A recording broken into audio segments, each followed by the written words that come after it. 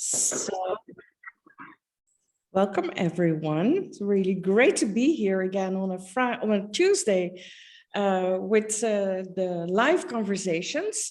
So welcome everyone. This conversation is hosted by Move into the Future and the Wize Move Society, the online community for the over 50 generation. This Wize generation is growing rapidly. We're living longer, are longer healthy, which is something we're going to touch on today, and active and are better educated than ever. There are many reasons why this generation should play a significant role in the economy and in society a lot longer than they expected when they started their career. So we believe that the over 50 generation has a significant role to play in the creation of the future. We just need to tap into their knowledge, wisdom, and experience.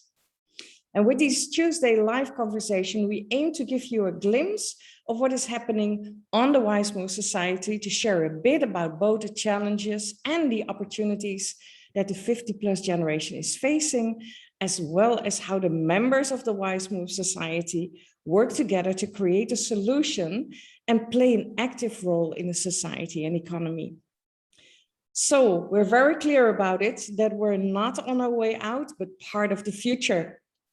So for those who join us on Zoom, we love you to contribute to the conversation. If you want to do so, please show yourself on camera. If you do not want to be seen, share your questions in the chat. If you have joined us on Facebook, please share your feedback and questions in the chat, in the comments. So my name is Ingun, and I'm the founder of Move into the Future and the creator of the Wize Move Society. I'm here today with my co-host, Dr. Tatiana Rowson, and our guest, Deborah Rubin from Victoria, Vancouver Island, Canada. Today, we will talk about the importance of healthy aging and more specific on yoga for resilience in challenging times. And I believe we're going to experience a few simple postures so you can do at your desk to instantly feel marvelous. So Deborah is a certified wellness and breathing or breath coach, a therapeutic yoga and meditation teacher, speaker, and as such, one of the teachers as the Wize Move Society. And all this while she is well after the retirement age. We'll hear probably more about that. So before we dive into the topic, I would like to give my co-host, Dr. Tatiana Rowson, the floor so she can share a bit about her background and why this topic is so special to her. Tatiana, the floor is yours. Thank you, Ingun. So I'm Tatiana Rowson. I'm a psychologist, a coaching psychologist, and I'm a researcher and an academic as well. I research around transitions in midlife and how that impact our work and well-being as we grow older. So I'm interested in all things midlife that can improve our lives, but Ingun is right. I got a special interest in yoga. I have a long history with yoga going through grief, yoga recovering, yoga on happy times, sad times. So I'm really, really pleased to welcome you, Deborah, here to talk to us about yoga. And I'm really looking forward to the conversation. So the floor is yours. Thank you and welcome. Well, I thank you very much, Tatiana and Ingun. That was a wonderful introduction of Wize Move Society and the importance of keeping ourselves youthful forever. I came to yoga when I was 24 and fell in love with it because I just felt like I was coming home. And I didn't really know what that home was because I was so young. So it's been a journey for me to explore what that intriguing element has been all my life. And so I've been deepening and deepening this journey of keeping myself fit with my body and having tools to be able to calm my mind, calm my emotions during these, as Tatiana says, there's periods of grief, there's periods of change, there's all this upheaval that's going on in the world right now. And that element of coming home is really coming to your own being, to your higher self, and having that ability to at least connect when you remember, right? Because we're so busy these days that it's hard to remember that, oh, yes, if I just stop and take a breath and get into my body and be present, that's going to take me home. And so for me, the yoga has given me freedom to move, reach up to the top shelf and get that vinegar off the top shelf for oil, salad dressing or something, or bending down and trying to pick something off the floor, or reaching or twisting. And as I go back in my car, sort of learn back. The thing is now that we have all these little gadgets in our car where we can see the driveway as we go out. And I almost go, shucks, because before we had to turn, we had to use our neck, we had to move in a way that moves our spine. So we want to make sure now, with all these different technical abilities that is coming to make our life easier, that we don't fall prey to the point where we're losing that mobility of our body so that we age gracefully, because the spine is so important. And that's why with yoga, all of us who are doing yoga, because quite a few of us are doing yoga now, is that, moving the spine and keeping that agile and mobile has kept me to the place where people say, "You're what? How old are you?" It's because I exude a youthfulness that's represented in my body. I don't look old, and I can't reach up. And so if you're in that place now where you're feeling like, oh, like things are getting a little rusty in there, well, it doesn't mean that you can't start moving at your own pace and your own wherever you are, to just make sure that you're keeping yourself flexible, you're keeping yourself strong, and that strength just makes you feel so alive, so in your body, and wanting to be more and do more by having that relationship. And that's what I love about yoga. I actually have a good relationship with myself. That's the key, is that, for instance, just before our session, I did some yoga and I did some breathing, because I knew one of the main fears, right, is speaking. Well, this is what I'm doing right now. So I got on my mat, and I did just some very easy, luscious moves, and I could feel my body. So I got into my body, and then I got my breath going really nice and slow, got into my body, and I went, oh yeah, this is it. That fear doesn't have to be taking over me. And that's what resilience is. So I'm sure, I don't know if you, Ingun, you want me to go into that now, or we'll just go through it. But resiliency is about having that ability to, if something happens, naturally, some of us just go, whoop, and then we don't know how to get back and find a place of calm. And resiliency means that you can go wherever your event takes you, but immediately come back to that place where you're more empowered to make the right decision. Because if we're caught out in a stressful situation, it's very hard for you to get, or me or anyone, to get a place of, I can actually make a decision that's better for me and better for everyone involved, because it's not only about me. And so we can go into that a little bit more, but I just urge people to, if you're not already doing yoga, because already there's a number of us here that are doing yoga on a regular basis, is that go try it. Go try it, explore. And if you find that, oh, you know what, I don't like that because it was too much, right? Go to another class. There's so many styles of yoga now. It's marvelous. There's everything from, and Francis was talking about, in fact, I don't know if Francis wants to ask the question now, but about aerobic. So aerobic ability is you can do a yoga that is like so calming and soothing. It's called Yin Yoga, and it's like holding a posture for a long period of time and just getting and allowing your nervous system to settle down and have that internal gaze. Or do something more energized and aerobic like Ashtanga yoga, but still have that inner gaze. Yoga is a marvelous word, because when you come to yoga, I feel when you come to yoga, it's called you.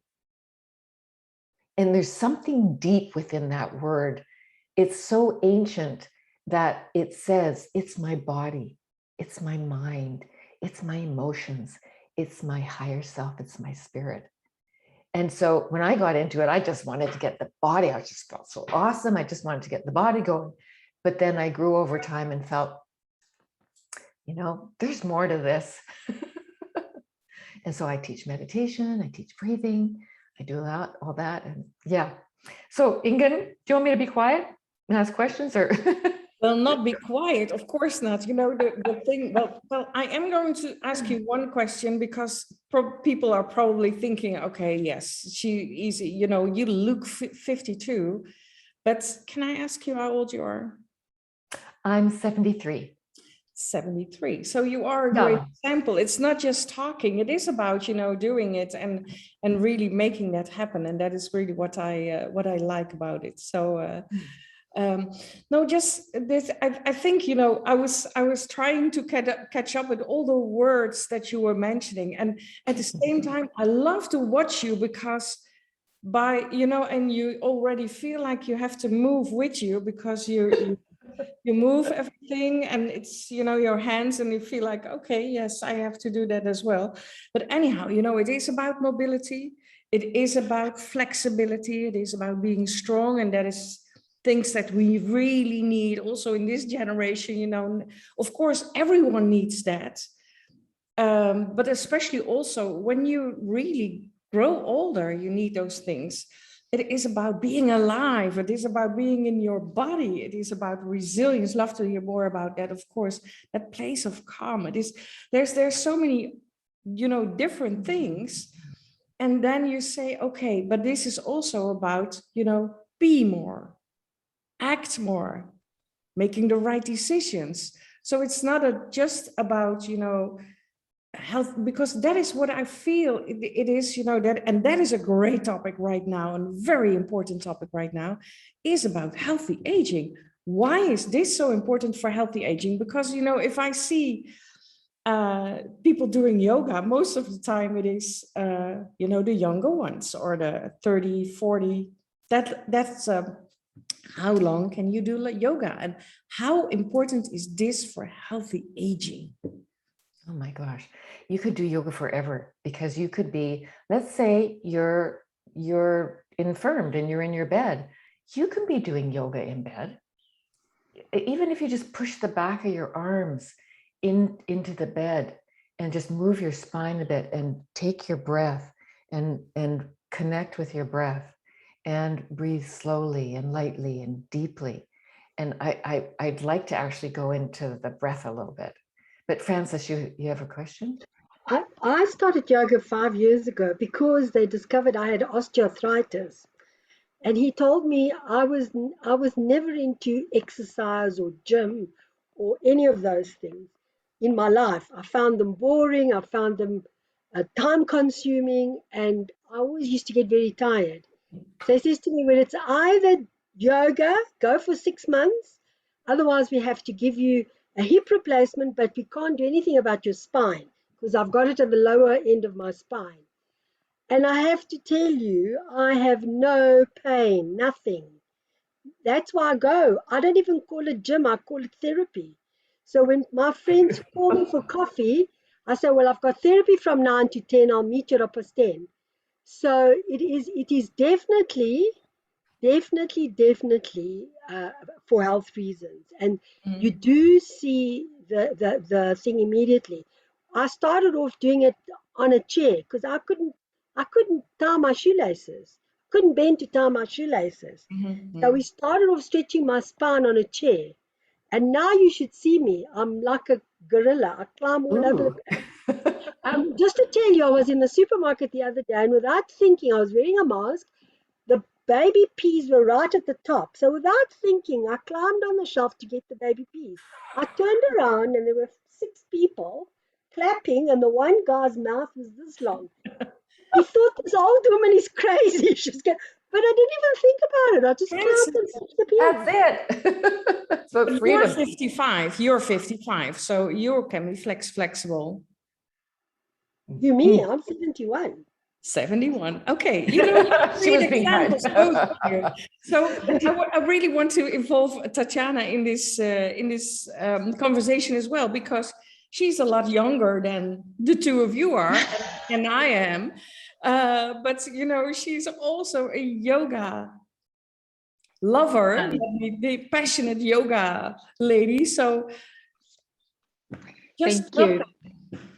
Thank you, Ingun. It's an interesting way, Deborah, you introduced the topic today. You introduced about the body, the mobility, but you talk about coming back to yourself and coming back to self. And one of the things that are very important, that process of aging and midlife, particularly that becomes really evident, is coming to terms with ourselves, coming to terms with our bodies. They are not machines, they are bodies, they are organisms, and we have good days that we really bend in, can stretch really far, and other days we're a bit stiff, and that fluctuation. And with that, there's the acceptance as well of who we are. We say that the theory or the behavioral theory says that once we accept and we embrace who we are as humans, then we actually can really get the most out of our health and ourselves as we age. And I have a sense that that's yoga, that what yoga does. So I have a question I'm going to add to the tail end of that, Deborah. How is it like to work with other people? What do you see in terms of acceptance and change when you work with people in your practice? Okay, so that's a beautiful question. And it kind of dovetails a little bit into what Frances said about, you know, thinking it might be boring. Well, exercise is boring if you're out and just doing the exercise, you're just doing it. Right? Mm-hmm. But the lovely thing about yoga is actually anything can be yoga if you add that element of the inner gaze. Because as soon as you do that, you're taking yourself to a different place, and this builds resiliency. And this resiliency, which we were just talking about, is the fact that we have these gifts like proprioception, where we are in space. You know, when we go like this and close our eyes and go this, just feeling ourselves. That's proprioception. Being out and being active and looking, and it's exteroception. It's exteroception. It's outward. Our awareness is outward. And then there's interoception, is where we have it's like an inner gaze, and we're present to what's going on in the body, the feeling of what's going on, whether it's a feeling of the muscles being stretched or an emotional feeling. That takes us into interoception, which enlivens the vagus nerve. And the vagus nerve is that nerve that is in the base of our skull, the medulla, and comes down, and it comes through the whole body to the major organs. But what's interestingly, it goes back up, but 80% of the fibers go back up. So it's our body is communicating with our brain. It's not just the brain just gives us the ability to move or, you know, do whatever. It's about, there's this two-way conversation that's going on. So if you're hungry, it's like, I'm hungry. I guess I should eat. Or, oh, I'm so sad. What am I going to do? So your body is talking to you at all the time. Or if you're in a posture and it's boring, why is it boring? Well, maybe I just need to pay more attention, because this is my favorite part. There's something called in Sanskrit, which is ancient language to yoga, there's a word called sukh. Sukh means bliss. Bliss or expansiveness or easiness, lightness. It feels all encompassing. It's very, very easy. So when we do yoga from the place of Sukh, we're coming into that place that is beyond us because it's got so much depth to it. And so we connect to that in our whole being. And as you were saying, it's our health. Our health is determined on how our stress levels. We're always stressed. It's like we've clamped off the flow, the prana, the chi, from its intelligence of doing what it needs to do. It's like the cell gets all cramped, right? All the muscles get cramped. And so that chi, that intelligence can't go through and do its job, what it's supposed to be here to do. So we're the controller. We're controlling it all the time. So when we become aware that, oh my gosh, I'm so tense and I'm just, I can't do anything.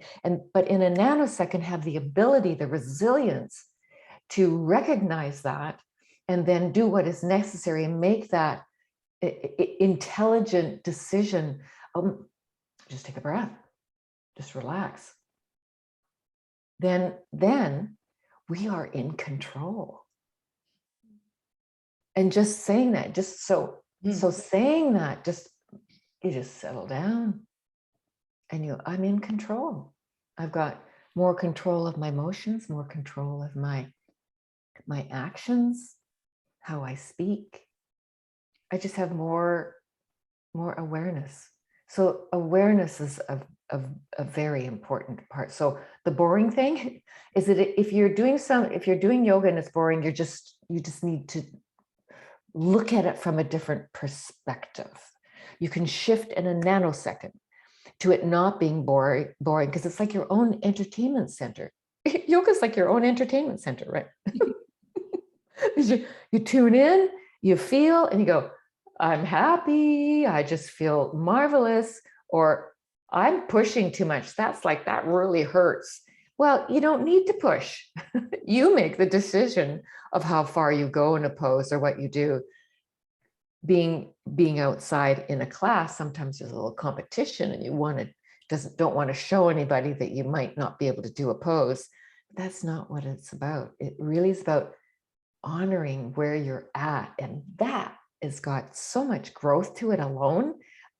Being able to be who you are and accept who you are and love who you are is like, there's so many layers here. We could go on forever. But yeah, did I answer your question, Tatiana? I think you answered beautifully.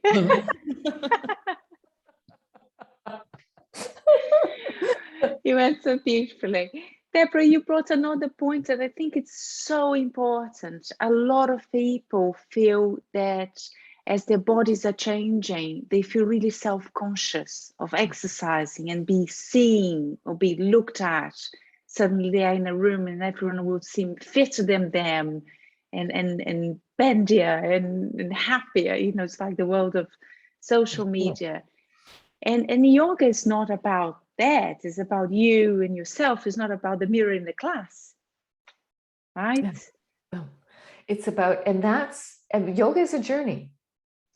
It's got the trite, the trite level where I'm going to go to yoga class and I'm going to go to fitness class, or I'm going to go for a walk, and it's just like, do. And then it's got all these deep levels that you will just naturally, because you're becoming more aware, mature all the facets of who you are. And so self-acceptance grows with that. It grows because we are expanding in how we can accept what we are feeling in relation to others, to ourself. More importantly, is how do I get rid of this attitude that I have to be perfect? Well, it's awareness. It's awareness of when we do that. And a good example for me is like the last week we were talking about leadership. And I kept getting, sometimes the leaders are stuck in their egos. And the ego is in control and is controlling others, and they can't let go of that control. And that's the ego. So I get on with my day, and I have somebody who mentions something, and it triggered my ego.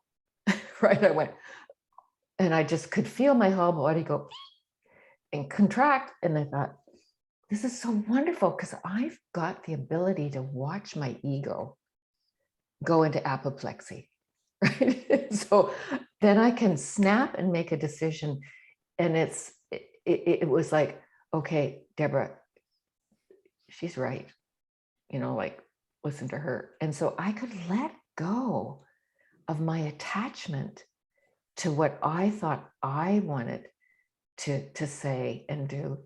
And I just let go. And it was a much better, well, not better, it was a very enjoyable situation, because I was able to not hang on to my concept of what it should look like. Now that's resiliency of your nervous system, is that you can actually recognize what is actually going on for you, because it's going to show up physically, emotionally. You're going to feel it when you become more aware. And we're on the journey to becoming more and more and more aware. And this is what yoga does. Because yoga is not just about the postures, it's about the breath. Mm-hmm. Your breath will tell you a story all the time. It's about the breath, and it's about the mind and the emotions and the spirit. So, yeah. And that is absolutely something that we need right now as well, is, that higher level of consciousness, that people really are aware of what is going on. And, the deep breathing is absolutely part of it.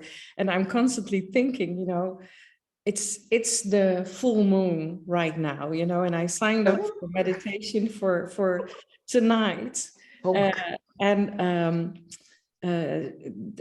It's actually my daughter who's doing these meditation sessions here in the Netherlands, and she wrote about the full moon and the fish. I think it's I don't know a lot about it, but she wrote that it's a very emotional time of, especially with the way it's now. Mm-hmm. And I have constantly been dealing today with people who were very high in their emotions. and really, that I feel like, wow, another one. And that I, even from people that I don't recognize this, that are normally, they're really down to earth and really, grounded. And then I felt like, oh gosh, come on, breathe. There's actually nothing is going on. Breathe, relax, go down into who you are, and reflect first on what is happening. It's not even worth what is happening right now. So I thought, okay, gosh, maybe we should have done this a couple of days ago so that people knew that they had how to relax. Anyhow, I also want to mention that we had some people watching on Facebook, and actually Josephina, she's from Kenya. She says she's very impressed, and also Mbena, she's from Botswana, actually one of our new members on the Wise Move Society, and thinks it's a beautiful presentation. So thank you for that. Can I say something? Jane, how about you? Have you ever considered or done yoga? Yeah, I considered and did a few lessons a few years back. But obviously chose the wrong form, and was in a group with much younger women and much fitter women. So it wasn't the experience that I think you all have experienced. I don't know, Ingun, I wasn't in on the first few minutes of the call, so I don't know if you've also done yoga, but Deborah, my reason to be, my raison d'être is around resilience. It's what I share. It's what I I teach. Yeah, I could say teach, I guess, but really I think share is a better word. And this all, for me, the key factor is around the breath. You know, this was my aha moment, that learning 14, 15 years ago now, how important breathing is to our health, to our well-being, to our emotional self-regulation, to building that gap in so that we've got the time and the wherewithal to find the right choice and the right thing to say. So this is all really resonating with me. And yeah, I think it's, and just that fact alone, that, as you mentioned, if somebody is bedridden even, that even just focusing on the breath is a form, it's a form for me of meditation. It's a form of yoga. I love that. I love that concept, you know, that it's, it has many faces. Mhm. I love that. Yeah. Do you want to do a breathing exercise right now? Mm-hmm. Okay. Yeah. Now see, this one you could be doing as you're standing in the grocery line, getting more and more exasperated by the checkout girl or the person in front of you. There's a long lineup, or you're just so right now we're sitting, but if you're standing, you could just, have your feet on the floor and feel your feet. Now we're sitting, just bring your awareness to your sitting bones. Those are the two bones that touch the chair. And then reach the crown of your head, the top of the back of your head, towards the sky. So it's like you're stretching, you're elongating. How does that feel? There's your interoception. Create some space between your sternum and your lower belly.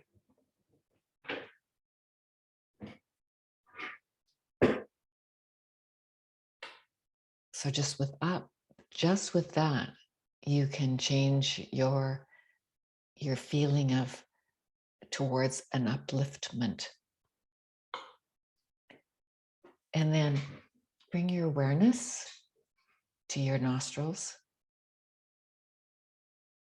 and breathe in and out through your nose. But make it a nice, light, soft breath.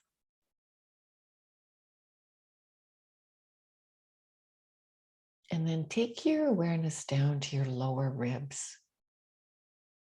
You can even put your hands on the side of your lower ribs and feel your lower ribs expanding out to the side against your hands and keeping your shoulders relaxed and down. Then relax your belly.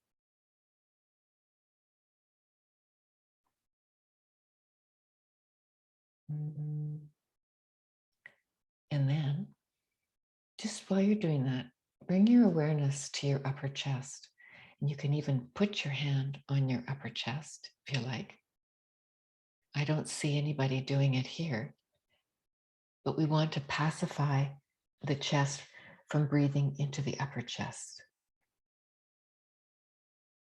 We want to keep the hand still so that we're breathing into the lower ribs, which is connected to the parasympathetic nervous system. The upper rib cage is more connected to the sympathetic nervous system, which is more fight or flight, get up and go, activity. Just keep your awareness there. Nice and soft and easy. And then just extend your exhalation just a little bit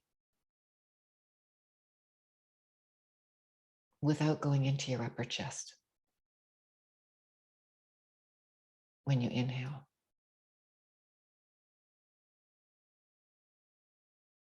We were talking before, Francis was talking about getting oxygenated and breathing and doing yoga and the importance of aerobics. Do you want to ask the question, Francis? Or are you too calm?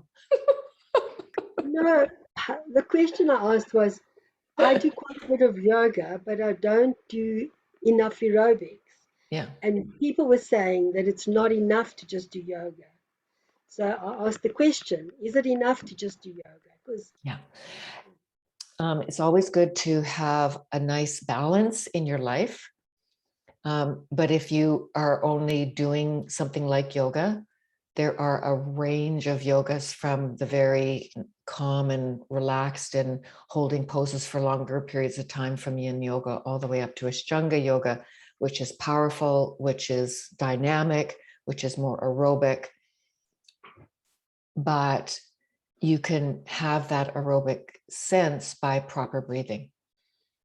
So what we were doing there is we were slowing down the breath. And did anybody get a sense that they actually wanted to take more air in? Yeah. Yeah.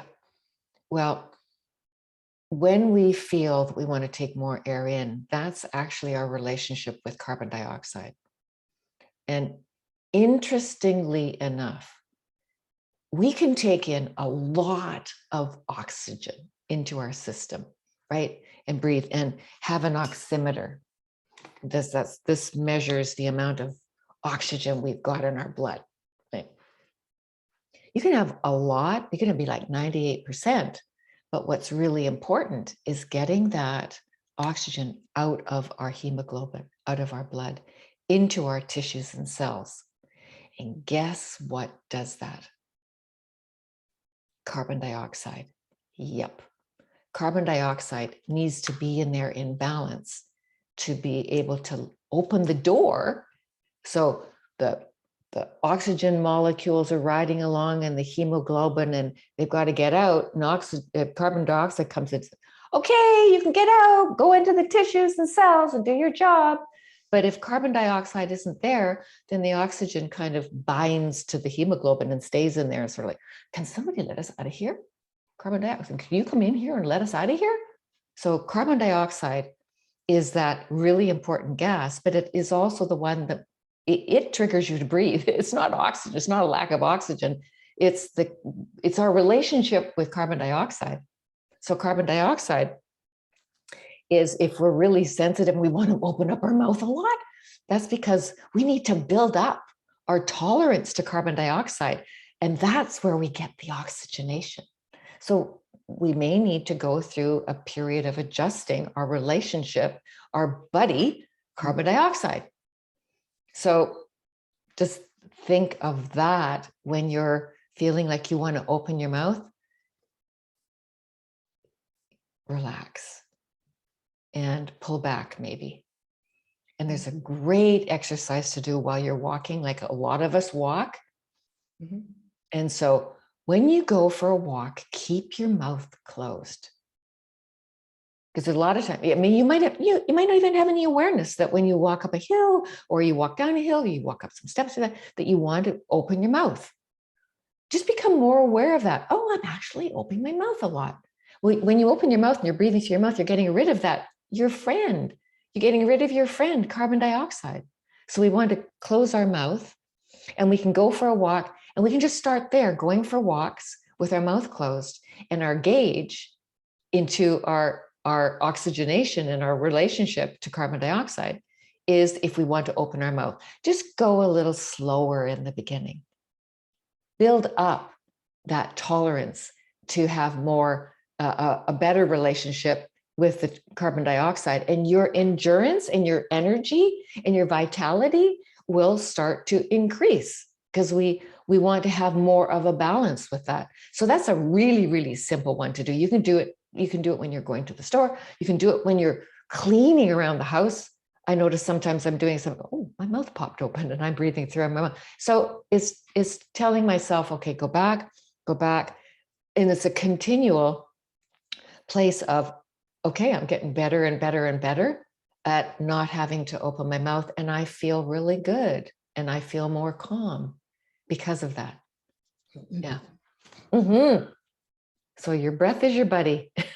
And so is carbon dioxide. Any other questions? Otherwise, we can do some exercises. I think it would be nice. Just yeah. Because you know what the thing is also, and Mary Jane, I didn't talk about my experience with yoga. You know, I think I had the first experience with yoga was the same as yours. You know, I ended up in this class where people could just, you know, when they sat, they already, you know, with these legs, and I thought, okay, how am I ever going to do this? And when they could stand on one leg, and I was like, oh gosh, you know, so I went 3 times and I disappeared again. And but I did do a lot of yoga online. Mhm. So I found a yoga teacher online, and she was really relaxed on, if you cannot do this, you know, it's okay. You know, just to try the next time. And I felt like, oh, wow, this was pre-recorded. And I felt like, wow, she's really talking to me. She feels really the moments that I was not doing it like she was doing. But I really loved it. So, and my body became stronger really fast. And that was something that I really love doing. So it's now for me, it's a little bit a combination yoga and Qigong. Mhm. Mhm. Very nice. Anything about that? And what's the you know the is it a good combination? Oh or? yeah, it's a nice combination. I do that myself. One of my friends is a Qigong teacher, and see, Qigong is with the Qi, and yoga is with prana. They're the same. It's that intelligence, that subtle intelligence that is in everything, in the air that we breathe, the water we take in, the food that we eat. So we want to have a good food. That's, you know, what we were talking about with Mary Jane and Francis about, you know, so it's a balance of what we do. So Qigong and Tai Chi are a flow. So think of it as you are so loose and receptive. I'm receptive to receive, and I'm listening to my body. And as I'm moving, it's the chi and the prana is moving through. I'm allowing the chi to move through. Mm-hmm. So yoga complements that by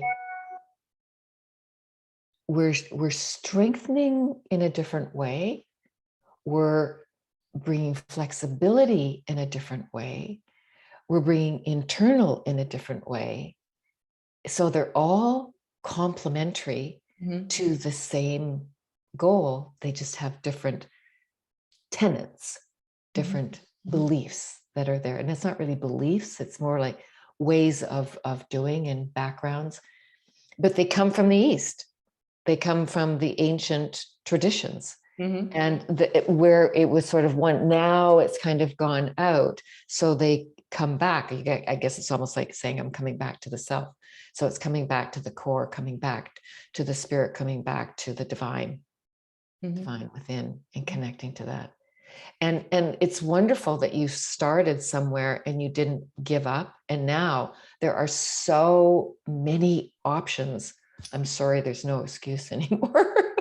It's like, I teach yoga online, and I do too. It's so wonderful because there's also a little, I'm teaching live. And so it's wonderful to create a little community at the same time, community with boxes. One day we will get together. Yeah. Zoom boxes. Yeah. Absolutely. Tatiana, was there anything before we do some exercises? Was there anything that you would like to share or ask or? No, I'm loving the conversation as well, and I like how it's not just the exercise, but it's the connection with the body and the breathing and the calming of the mind and all those elements together. And I thought, Ingun, when you describe your experience, and Mary Jane, you described your experience, I thought it was funny because it's having that yoga in a sort of a fitness setting sometimes is not the right way to be introduced to it. And I was introduced in this small studios, wooden, a bit chipped in the corner, everyone really friendly with everyone, and that's how it sticks, because it's okay to be yourself and have the good day and the bad day. More than that, it's not only about the exercise, it's about here and your body. And then, of course, the exercise just goes together, but the exercise is just one part of what yoga is a much bigger thing than that. So, Deborah, I'm going to pass that on to you, because I'm babbling here, but that's your expertise. You know, if you go just on what you were saying about the fitness studio, if you go to yoga, because that's where you can only go to a fitness studio, go there, get what you can. You may find an absolute amazing teacher that happens to be teaching in a fitness studio. So never judge, but you can also take the tenets of what yoga is and apply it, whether you're in a yoga class or an exercise class or going for a walk or cooking or at the computer or creating. Everything can be yoga. It's the yoga of cooking. It's the yoga of eating. It's the yoga of exercise. It's the yoga of book writing. It's the yoga of making wise move societies. It's the yoga of everything. Okay, so let's with exercises. Get on with the exercise. Stop prophesizing. You see, we see, Ingun, we're trying just to keep talking, just stay on our heads. Okay, so let's sit tall and just zip into our body. Like, come on home. We're going to feel the sitting bones again and lift the crown of the head. And just tune in. The shoulder blades are relaxed down the back. Close the eyes and take a nice soft breath in through the nose and out through the nose. Light, soft, and deep into the lower ribs. Relax the belly.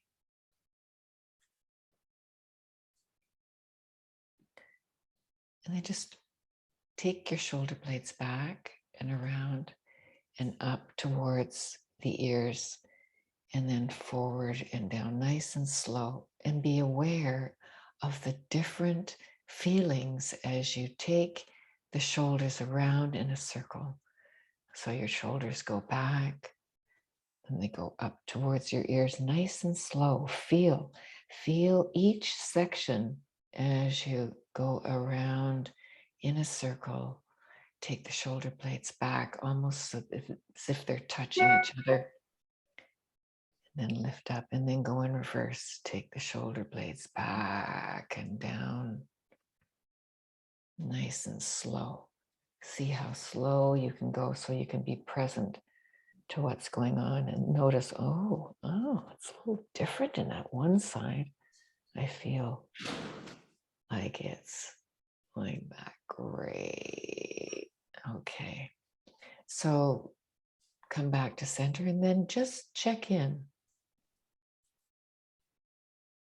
What does it feel like after you do any move?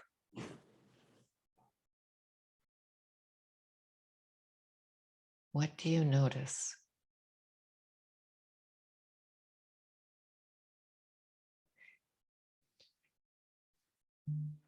And then take the hands behind the head and clasp them right behind the head with the occiput, nice big bump.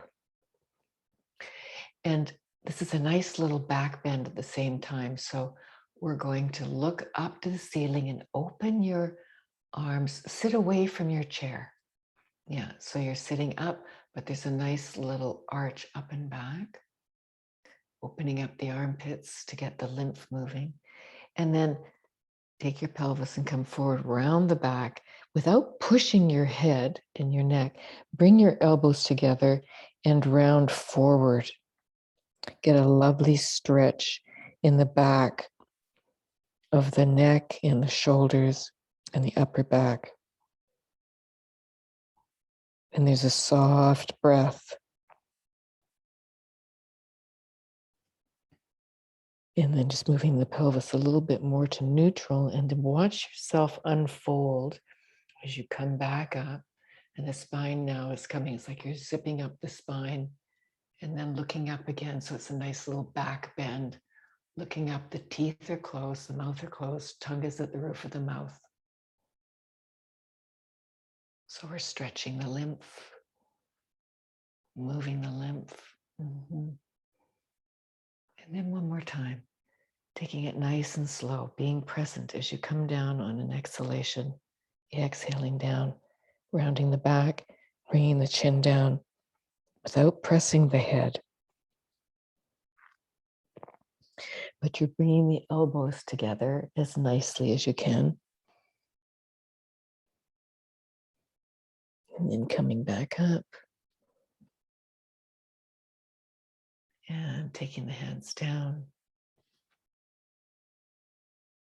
Crown of the head to the ceiling, eyes closed, and check in.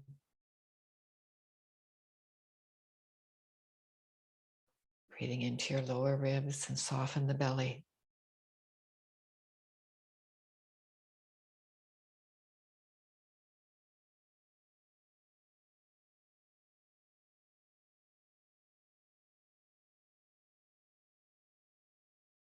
Find the sukh, find the bliss, the expansion, the lightness. Feel like you're opening the whole body. So it's receptive. And then come forward in your chair, and it really depends on what chair you have. We're going to inhale up the arms. And then exhale down and twist forward, and then take one arm behind your chair and the other arm on the outside of your knee. So your shoulders are down, and then look over the arm that's bent behind you to get a spinal twist. So your crown of the head is to the ceiling, your shoulders are down and relaxed. Getting a nice little twist. Keeping that spine flexible, and inhale up the arms. And then exhale down to the other side. So you've got your left hand on your right knee, shoulder blade is down, but you're looking over. So now we're exercising the neck, the spine. The breath is nice and soft. In through the nose. Out through the nose. And then coming up together. Now you've got your desk. So you've got an option here. You can just move forward and place your hands on your desk and push back and stretch forward. Reach your arms forward onto the table, onto the desk, reach, and just come down.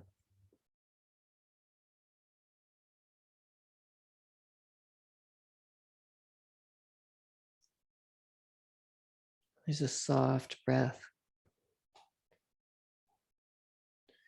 You can even undulate a little bit here, just micro movements. Watching what's going on. Ooh, I'm stuck in this part. Ooh, I'm open in that part. And then coming up. And check in.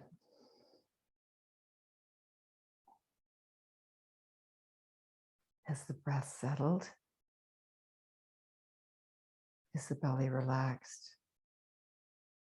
This is your interoception.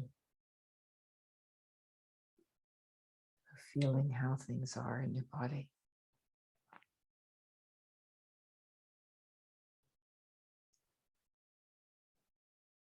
And then I'd like you to stand just for a little bit more activity. And we're going to do a stretch on the back of the chair so we can get the back of our legs stretched. So we're going to do that same pose before that we just did. Place the hands on the back of the chair and reach long so we get a nice stretch in the hamstring. So if we've been in the chair for a long time, yeah, that's it. That's going to give some tightness, and we want to keep those legs nice and flexible as long as we can. So in this pose, we've got this nice stretch, right? And we're feeling the hamstrings. And you just go at your own pace and respect where one leg may be different than the other. So you go with the leg that feels that it's safer, and then adjust. Actually, you're going to honor the side that is a little bit more challenged, and don't push into the side that seems to want to go forward. Just honor where that leg is at that is challenged. And you can try also some undulating. So you can bend one knee and then the other knee, just nice and slowly. Nice and slowly. And you can undulate a little bit in the hip. Just, it's like an observation. What are we, what is the truth here? What is really going on? Not where we want to be, but where we really are. And then coming up and stepping forward a little bit. Hello. And then we're going to bring the right foot forward a little bit and the left foot back for a lunge. Not lunch. We're not going to lunch yet. We're going to do a lunge. Take the foot back. And your knee, if you look down at your knee, you want to have your knee over your ankle. So in other words, your ankle is under your knee. Right? And you get a nice stretch in the calf and at the same time, the groin. And you can, if you like, you can even do some undulating. Right? So it's like a little bit of a movement, even a micro movement. Micro movement is good. Just to open up the groin and then come up and take the other foot back. Oh, nice stretch in the calf and then that knee. Oh, we're running out of time. I could go on forever. Just move. So I just want to make sure that if we're sitting a lot, just take a break for 2 minutes. 2 minutes is great. Opening that and coming up.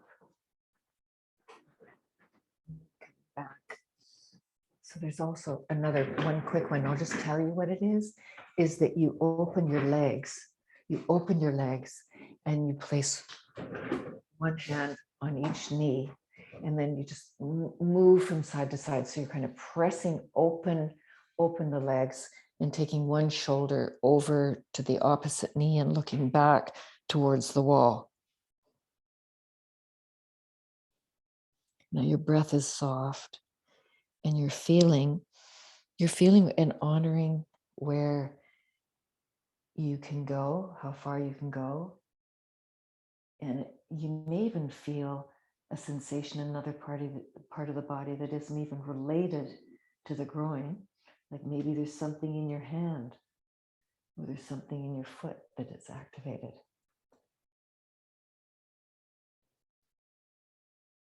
So this is a good way to keep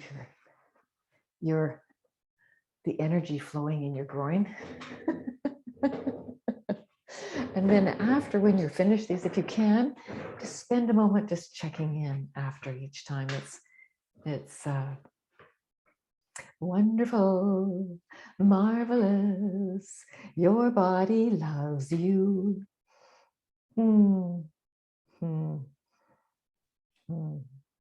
Wonderful. Feels good. Feels alive.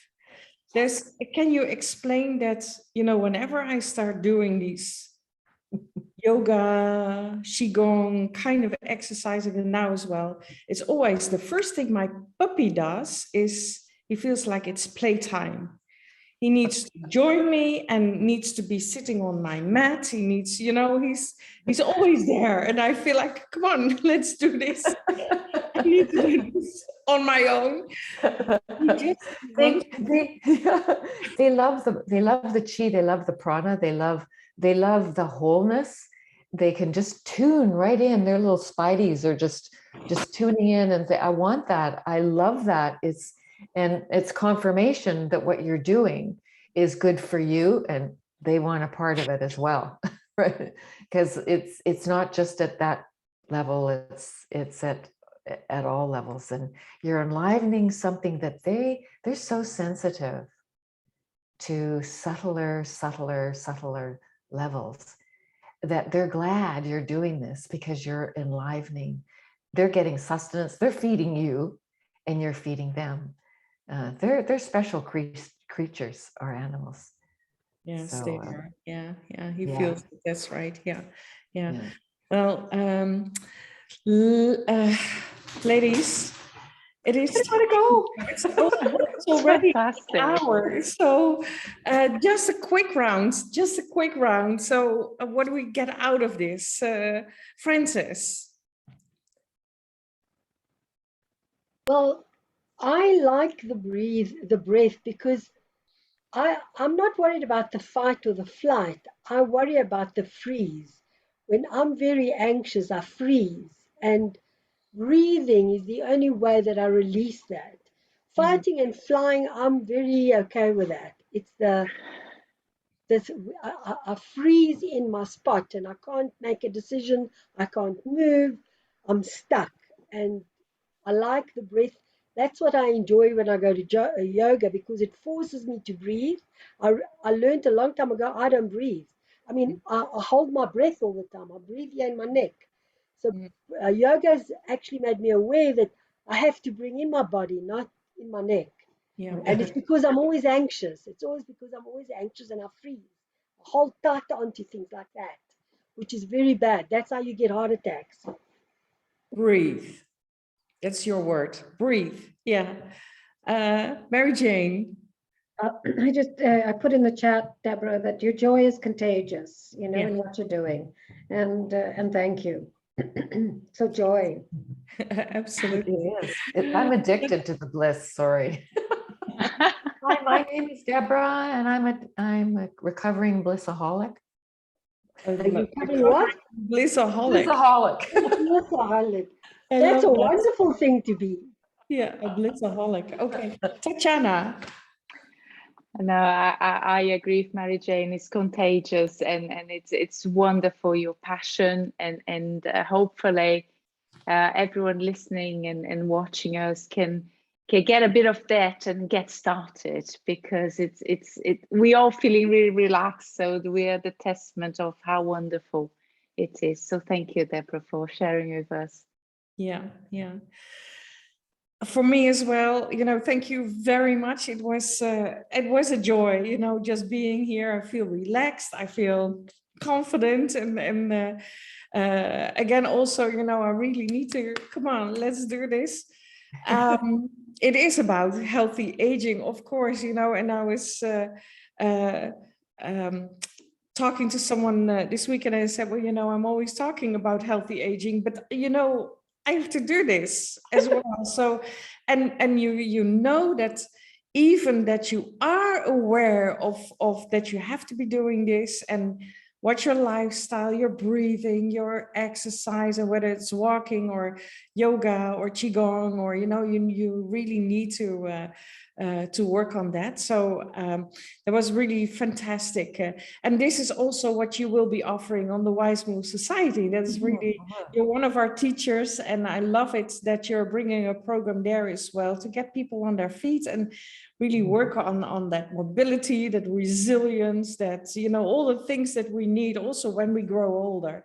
It's not just for the younger few, for the younger generations. So thank you very much, Deborah. And if people really want to know more about Deborah and experience what she's doing, just join the Wize Society and be there, because this is really what it's all about. So thank you all for today. I just wanted to say I've got a yoga session on posture, and the importance of posture as we're aging. And we just got a mini taste of posture and how important it is to grow old gracefully, and posture is like key. key to that. And we'll be using all these premises that we discussed, and then experiencing and use posture as a foundation. Fantastic. Thank you very much. See you soon at the Wize Society. Bye-bye. Bye, everyone. Bye. Stop live. Stop recording.